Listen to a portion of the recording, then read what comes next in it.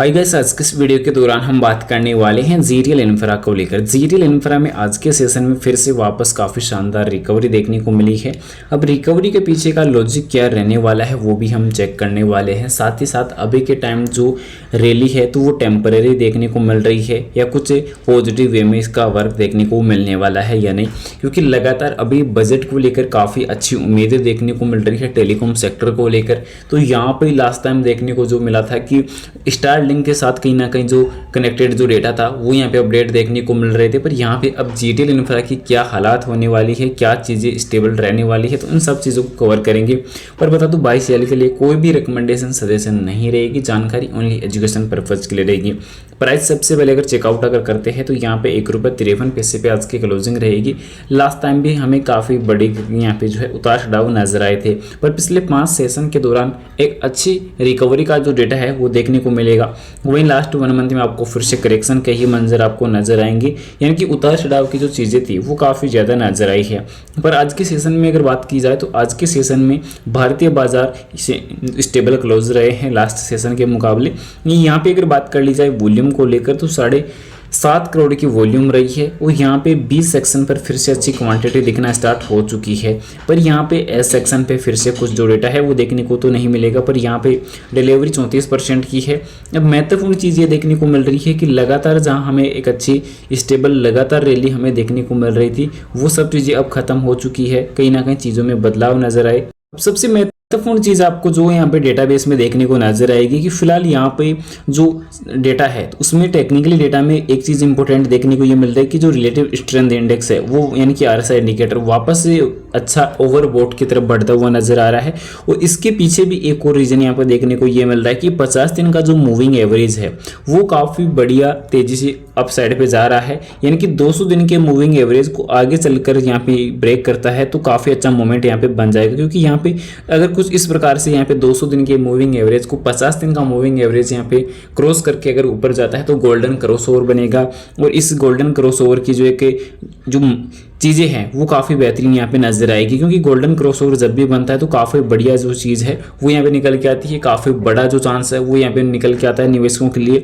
ऐसे में इंडिकेटर को लेकर अगर बात करी जाए तो 5 दिन, 10 दिन, 20 दिन और यहाँ पे खासकर इन 3 इंडिकेटर से अभी के टाइम ये ऊपर कारोबार कर रहा है, पर यहाँ पे 50 दिन, 100 दिन और 200 दिन से नीचे कारोबार करता हुआ नजर आ रहा है। तो यहाँ पे थोड़ा सा रिस्क फिर से देखने को मिला है।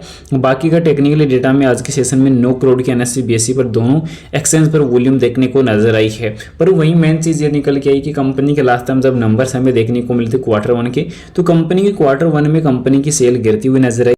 अब यहाँ पे क्वार्टरली नंबर्स में जो चीज़ें देखने को मिली कि कंपनी की जो सेल थी वो फिर से डाउन हुई। चलो मान लेते हैं कि यहाँ पर कंपनी की नॉर्मल सेल है कि 2 करोड़ का कोई ज़्यादा बड़ा सेल है, हम नहीं यहाँ पे नहीं मान रहे, पर कंपनी के खर्च कंट्रोल में आए, पॉजिटिव वे देखने को मिला। उसके बाद कंपनी को इंटरेस्ट फिर ज़्यादा पे करना पड़ गया, क्योंकि कहीं ना कहीं जब कंपनी को इंटरेस्ट ज़्यादा पे करना पड़ रहा है, जब भी हम ये मानते हैं कि कंपनी इस बार प्रॉफिट में आ सकती है तो उसी टाइम कंपनी को इंटरेस्ट ज़्यादा पे करना पड़ रहा है। उसके बाद यहाँ पे कंपनी का जो लॉस था वो पिछले रिजल्ट के मुकाबले इस बार थोड़ा सा कम देखने को मिला, पर यहाँ पे फिर भी कंपनी लॉस में ही चल रही है। एनुअली तौर पर अगर चीज़ें अगर कवर करेंगे तो यहाँ पे एनुअली तौर पर कंपनी का जो लॉस है वो फिर से बढ़ता हुआ ही देखने को मिला। करंट डेटा के मुताबिक तो कंपनी और भी ज़्यादा जो है लॉस में बढ़ रही है। तो इस प्रकार जहाँ कह सकते हैं कि जो टेलीकॉम सेक्टर की अगर हम बात करें तो जहाँ वैल्यूएबल कंपनियों की जो भागदौड़ में इस प्रकार की जो घटिया कंपनियों का जो नंबर है वो कहीं ना कहीं आने वाला है नहीं, क्योंकि कंपनी के पास पहले भी मैंने आप लोग को बताया था कि कंपनी के पास मौजूदा टाइम के अंदर 26,000 प्लस टावर्स है, जिसमें 22 प्लस सर्कल के अंदर रहने वाले हैं। उसके बावजूद भी अगर कंपनी को कोई प्रोजेक्ट देने के लिए रेडी नहीं है, कोई कंपनी के टावर्स को रेंट पे लेने के लिए रेडी नहीं है, तो कंपनी घटिया चीज़ों के अलावा कुछ भी जो है और बचेगा है नहीं। क्योंकि मेन चीज़ यहाँ पे क्या देखने को मिल रही है कि कंपनी के अंदर से इन्वेस्टर रन कर रहे हैं, इनकी भाग रहे हैं।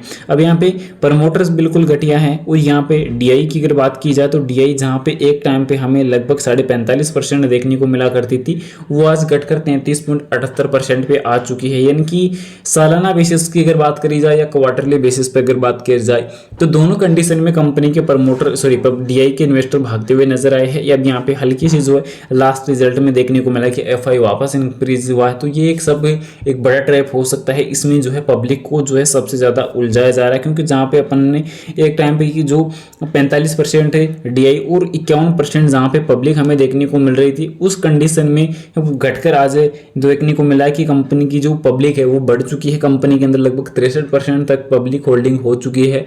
इसका मतलब अभी के टाइम इसमें पब्लिक को जो है उलझाया जा रहा है और यहाँ पे FIDI के इन्वेस्टर या कह सकते हैं जो प्रमोटर्स हैं वो भी धीरे धीरे भागते हुए नजर आ रहे हैं। तो ये एक तरीके से पब्लिक की आंखों में धूल झोंकने वाली बात ही देखने को मिल रही है। तो चीज़ें काफ़ी ज़्यादा घटिया रह सकती है, इसमें ट्रैप हो सकता है।